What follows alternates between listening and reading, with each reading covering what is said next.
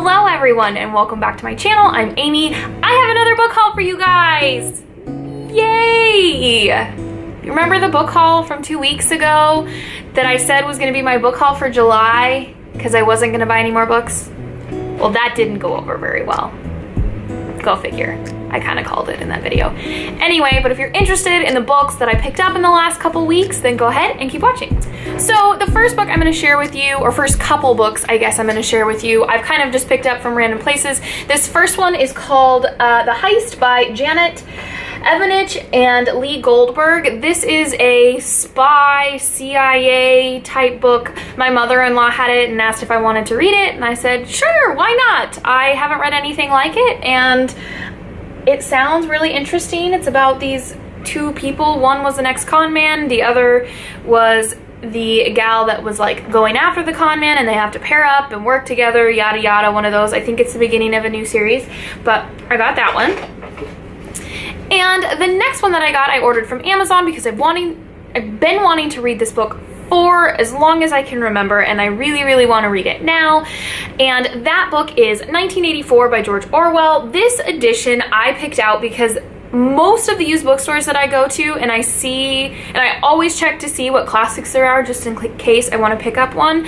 The most common copy I see of this one is the little Signet Classic one with the white cover with the eyeball on it, and I just don't really like that one. So I went to Amazon to see what else I could find, and I found this one, and it's a Penguin Modern Classics, and I absolutely love it, but I'm super excited to read this book. I've always wanted to read it, and everyone says it's super poignant for everything going on in our lives right now, and around the world for that matter, so I'm really looking forward to reading this one. And believe it or not, I actually went to my library this month and picked up a few books. Shocking, I know. We'll see if I get through all of these. I have a feeling I won't because I'm such a mood reader that it's unlikely I'll get to all of them because I doubt I'll want to read all of them before they're due, but I guess we'll find out. And the first one I picked up is The Fifth Season by N.K. Jemisin.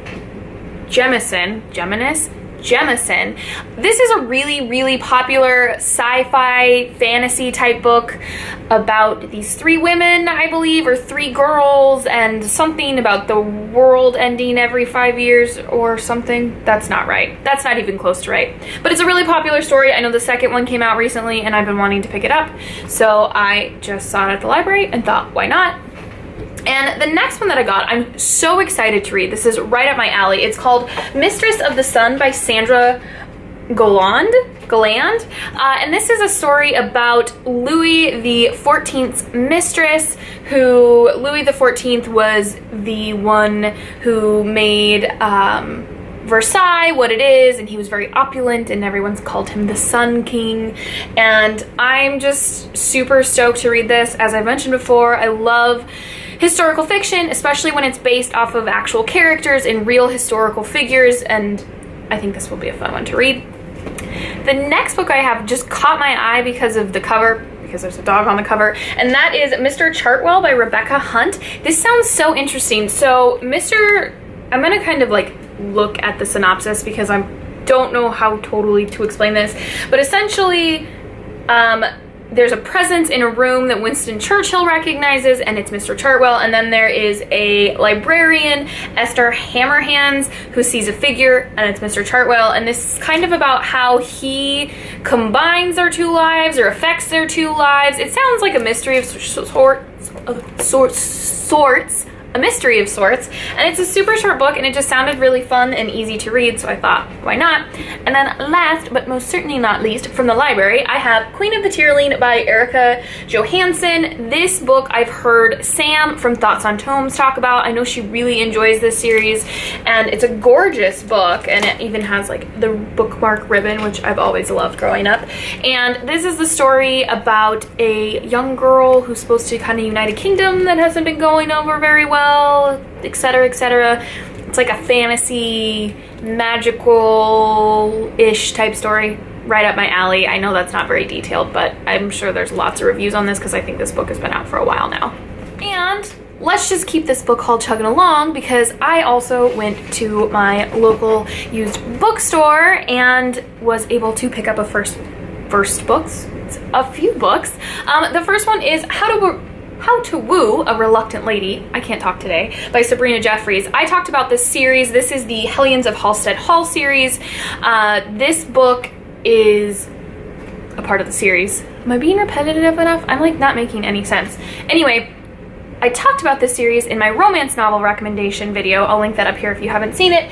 And this was the one that I was missing. I've read it before, but it just up and disappeared, and I haven't been able to find it. So I picked it up for $4 at my used bookstore just to have the collection complete. Also, I'd really like to reread that series at some point, and can't do that if I don't have all of them.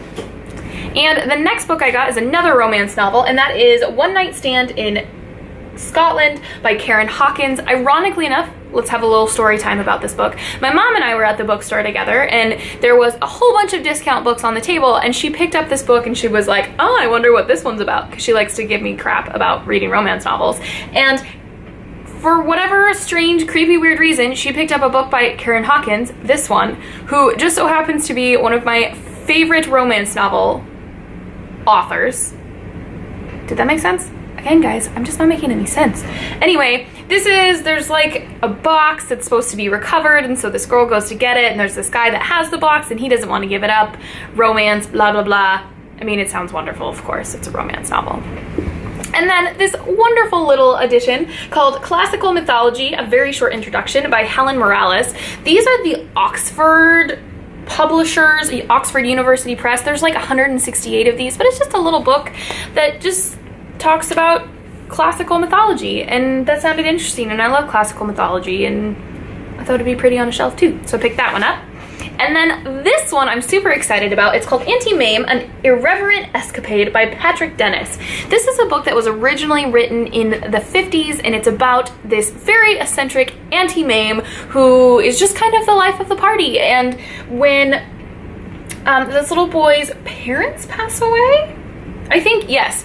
He comes to live with his aunt, and it's just about the antics that ensue, and it just sounds wonderful. They've made it into a Broadway play now, and it's been a movie, which I haven't seen any of and don't plan on watching until I read this, but it just looks like so much fun. And look at that cover. Like, how fantastic is that? And look at all the sass with her on the back. So much sass. Is it focusing? It's not focusing. It didn't focus. Anyway, super excited to read this one.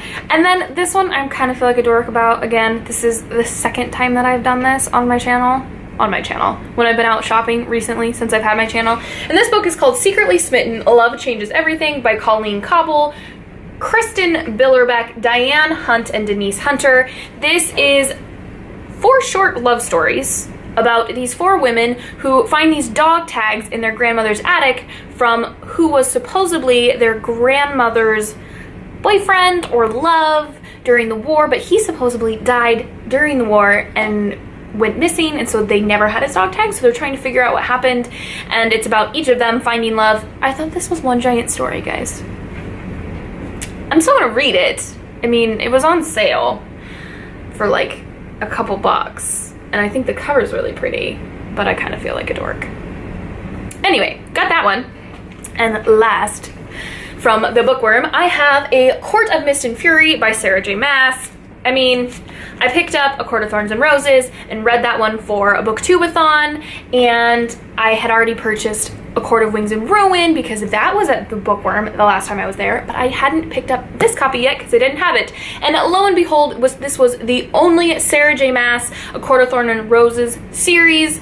This was the only book that was there from those, and so it just was meant to be, so I got this at a discount cost. I didn't realize this one was such a chunker, but probably will be getting to this one very soon, just because I gotta find out what happens.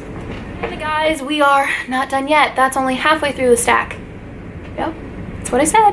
Halfway through the stack. Did I mention I have a problem? I have a problem. Big problem. So I also bought some books from Costco, and the first one is News of the World by Paulette Giles. This is a book that I read for Booktubeathon.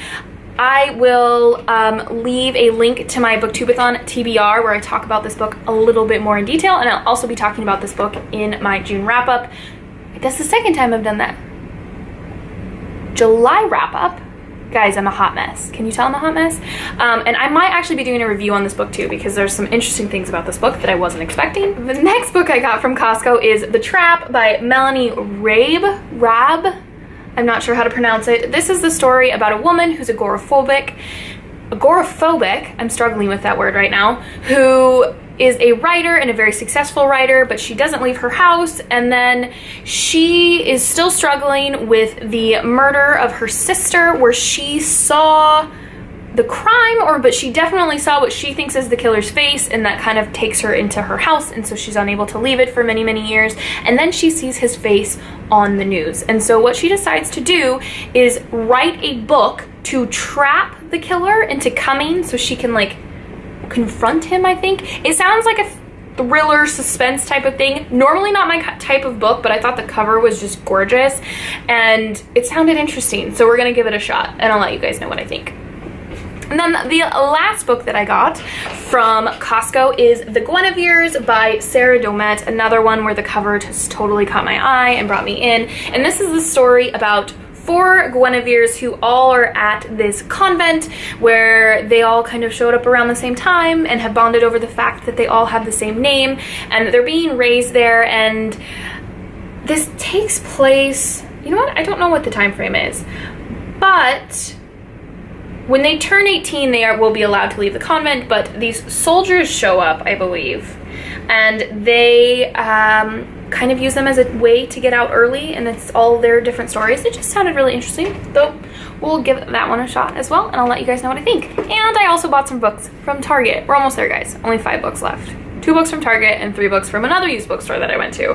And the first one I have from Target is Furiously Happy, a funny book about horrible things by Jenny Lawson. This is, I believe it's a New York Times bestseller. This is a collection of essays, I believe, about this woman just talking about horrible things that can be really funny and just kind of acknowledging that we're all humans and we all have our faults, and sometimes we think things are funny that shouldn't be funny, and I've only heard good things about it, so I'm excited to read that one. A good nonfiction read to split up all my other fiction reads. And then another nonfiction, this is Dog Medicine, How My Dog Saved Me From Myself, a memoir by Julie Barton. And this is a story, or the memoir about Julie, who was severely depressed and struggling during her life and had, I don't know if she had any suicide attempts or not, I don't remember. But she kind of on a whim ends up adopting a golden retriever puppy named Bunker, and this is kind of about how she learned to deal with her depression and her mental illness and how she feels like her dog was a part of that. And I love books like this just because I'm a very much an animal person, and I also struggle from my own demons and shadows and whatnot, and just thought I could relate to this book a lot, and I think it will be a really, really wonderful read. I really have high hopes for this just because it really hits home for me on a lot of ways, animals and mental illness and all those types of things. So I'm really looking forward to reading this one, guys, and hopefully you will hear back from me soon on this one because, like I said, I'm super excited to read it.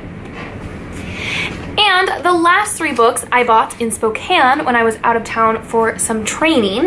And the first of those is My Brilliant Friend by Elena Ferrante. And this was translated from the Italian by Anne Goldstein. And this is the story about 2 girls, I forgot their names, Elena and Lila. Hopefully I'm pronouncing those correctly. I will double check before I mention this book before. I didn't do my homework very well, obviously. And it's just about their friendship and them growing up together, and this book kind of lays out the time of when they were growing up in this town of Italy and how the world changes and how they change and how their friendship changes. This is a trilogy that I've heard amazing things about, and I also just think like the cover is absolutely stunning. That's what drew me in the first time I saw this at Barnes & Noble, but I didn't want to pay full price for it, and then I found it at a used bookstore and just had to pick it up. Another very heartwarming, fuzzy, emotional, feely book I'm anticipating from this one, which I'm beginning to realize I like a lot, and it also is historical, which is, again, totally up my alley, so looking forward to this one.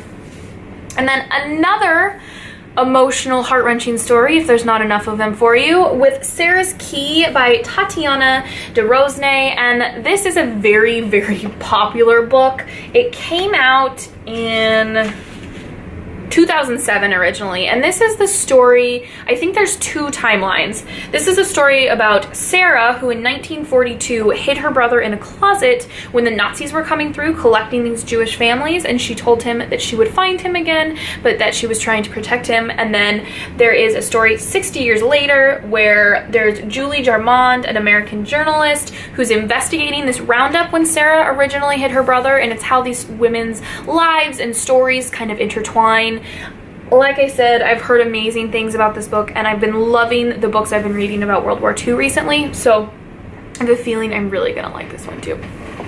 And last, but most certainly not least, like I say every time about the last book on my list, and that is Nevernight, Book 1 by Jay Kristoff. This is an assassin's story. This is about a girl named Mia, who her father was executed as a traitor, and in retaliation she decides to join this assassin's group that I believe were responsible for killing her father, and kind of infiltrates them and is trying to get revenge. Little Book Owl, a gal here on YouTube, I can't remember her first name, guys, but her channel is amazing. I'll link it down below. She's quite a popular booktuber. Absolutely love this book, and I want to say it was her favorite book of last year or the year before, whenever it came out. Hold on, shall we double check? Shall we? If it doesn't take me forever. Ooh, there's like lots of pictures and stuff. Let's see here. 2016, so last year. So, and I believe the second one has come out recently as well, and I think the cover is really cool, and it sounds like just like a good, fun, high fantasy, assassins, badassery, etc., etc. So excited to get to that one. So guys, there you have it. There is my book addiction wide out in the open for you guys to enjoy with me. If you've read any of these books, let me know what you thought of them, or if you think I need to pick them up ASAP, or just let me know what book you're reading now currently. I love knowing what books people are currently reading. I find that super interesting. But thank you so much for watching, you guys. If you liked this video, please like it, and if you loved it, please subscribe, and we'll see you in my next video. Happy reading! And then another romance novel that I got is One Night Stand in Scotland by Karen Hawkins.